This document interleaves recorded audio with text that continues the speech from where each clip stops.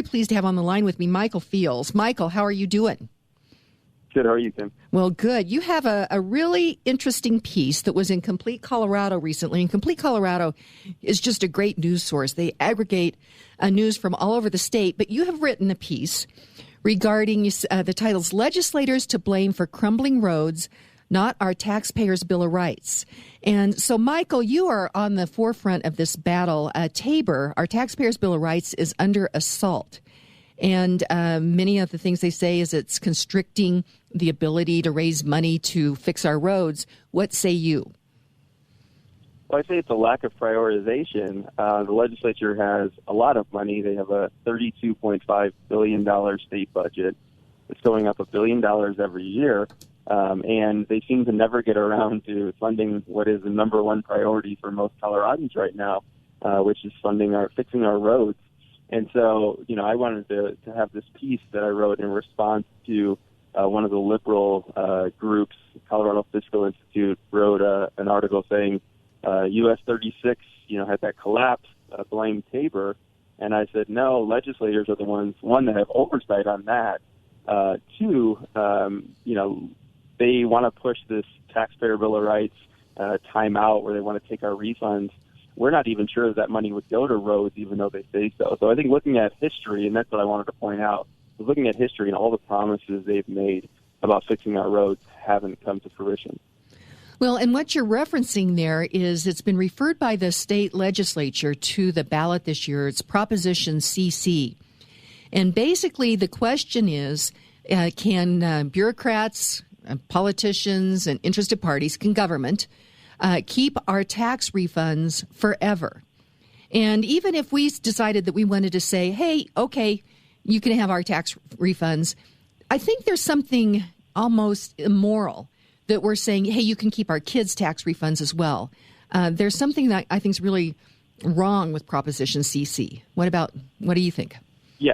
Yeah, I think absolutely. The fact that it's permanent. I mean, we did this one time before Ref C back in 2005, but it was a 5-year plan. And I think people feel more comfortable when tax increases are local, they are sunset, which is one's not, they're specific, which one's not. So I think, it doesn't bode well for how it would go across the state, except that they are in charge of the ballot language. And the ballot language says without raising taxes to better fund roads and schools within a balanced budget, can we keep this extra money? And so I think the key that I'm trying to do with, different coalition members is get out there and talk about what this really means. This is permanently taking away your TABOR refunds. It would be $1.3 billion over the next 3 years. Government's big enough right now. They need to do a better job with the money they have. Well, that is for sure. And, Michael, you are the executive director of Colorado Rising Action. And so you are working with other folks to try to bring light to these issues so that the everyday hardworking person out there can actually really understand, what's going on out there. And you mentioned on Proposition CC, I think that this is a sleight of hand, if you will. I think it's disingenuous to start that ballot language with saying without raising taxes, because in essence, if those refunds are due to people, and people and the government keeps those refunds, that in essence is raising taxes. So I think right out of the chute, it's very disingenuous with that particular language. Yeah, totally agree with you on that. If you keep and spend more of our money, it's a tax increase. If you ask any normal person, they would consider this a tax increase. And so getting the word out of what it really means to people is important. And the history of Ref C money wasn't spent where they said. They were spent around the roads. Our roads are no better than they were back then. They're even worse. They raised our fees and faster fees, your car registration fees. Where is that money going? They did a hospital provider fee change a couple of years ago. They got $600 million. Where's that money going? So these promises that they're making is about as honest as that ballot language. Well, and one other thing, could you break down that hospital provider fee, what happened on that? Because, again, I think that was a sleight of hand, and I think it was disingenuous. But I think it's important that people understand that. And, of course, the word fee, I think also break that down on what they've done on language with TABOR.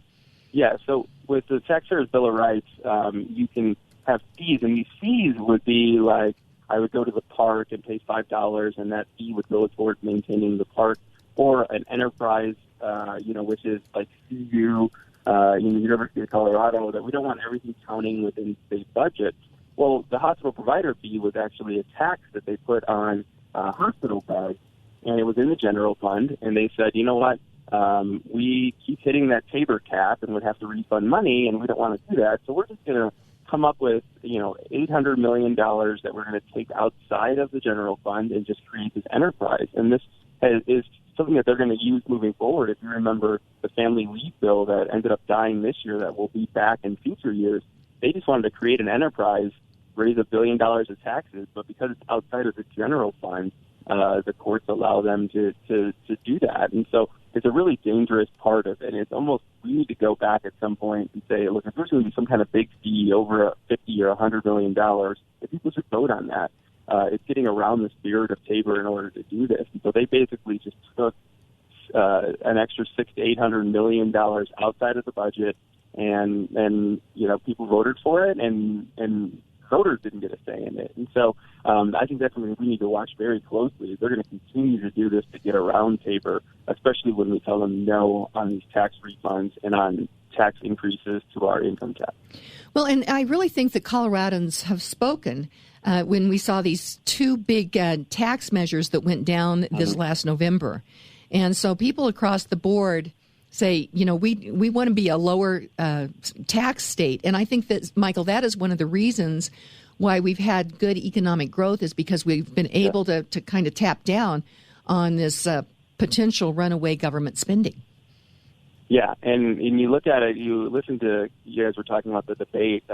Former Governor Hickenlooper talks about how he was the number one economy, and he credits himself with that. I'm laughing because he helped push for most of the 6 statewide tax increases that lost at the ballot.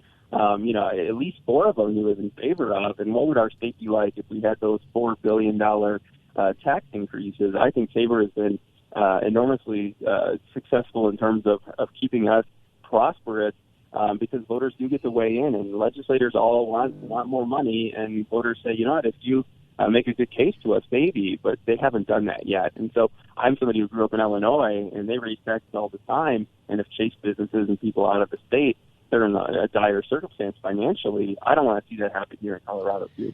Well, and to that point, Governor Hickenlooper is trying to take credit for this Colorado economy. But it's really, I think that it's because we've had both the Gallagher Amendment, which has kept property taxes in check, as well as the TABOR, the Taxpayers Bill of Rights, which has, and it's just about good manners. It says, hey, government, hey, bureaucrats and politicians and elected officials, if you want to raise our taxes, incur debt that we have to pay off, or if you want to keep our tax refunds, you just have to ask us. And that's what that's all about, Michael. Yeah, and it makes sense, and that's what legislators should have to do, and it's been successful here. And so we keep having that conversation with people, saying, you know what, this is a power that you want to keep, you have now, and we shouldn't take it for granted. And they're coming after it. This is step 1 this year with Prop CC, but they want to do full repeal next year, and so we really have to defeat this ballot issue in order to make sure that we stop their march to trying to take away TABOR. Well, Michael Fields, thank you so much for the important work that you're doing, and you are the Executive Director of Colorado Rising Action.